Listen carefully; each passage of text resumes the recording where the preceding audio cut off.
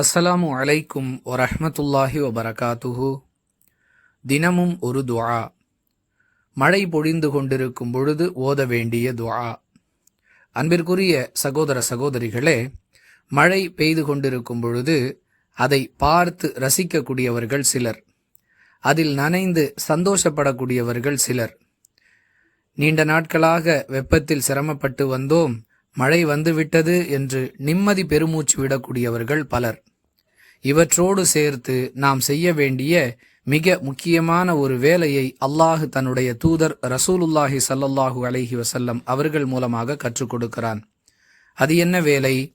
மழை பொழியும் பொழுது அந்த மழையை பயனுள்ளதாக ஆக்கி கொடுக்கும்படியும் அதன் மூலம் எந்த பாதிப்பும் ஏற்பட்டுவிடக்கூடாது என்ற கருத்தை உள்ளடக்கியும் அல்லாஹ்விடம் பிரார்த்தனை செய்ய வேண்டும் என்று அல்லாஹ் கற்றுக் கொடுக்கிறான். இது பற்றிய ரசூலுல்லாஹி ஸல்லல்லாஹு அலைஹி வஸல்லம் அவர்களுடைய வழிகாட்டுதல் புகாரி எனும் நூலில் 1032வது ஹதீஸில் பதிவு செய்யப்பட்டிருக்கிறது. அல்லாஹ்விடம் பிரார்த்தனை செய்யக்கூடிய முறை என்ன? அல்லாஹும்ம ஸய்யிபன் நாஃபிஆ, இறைவா இந்த மழையை பயனுள்ளதாக ஆக்கு என்பது இதன் பொருள். இந்த மழையின் மூலம் பயன் ஏற்பட வேண்டுமே தவிர எந்த பாதிப்பும் ஏற்பட்டு விடக்கூடாது என்பது இதன் மையக் கருத்து. மனனம் செய்து ஓதி வருவோம். மீண்டும் ஒரு முறை சொல்லுகிறேன். அல்லாஹும்ம ஸய்யிபன் நாஃபிஆ, அல்லாஹும்ம ஸய்யிபன் நாஃபிஆ.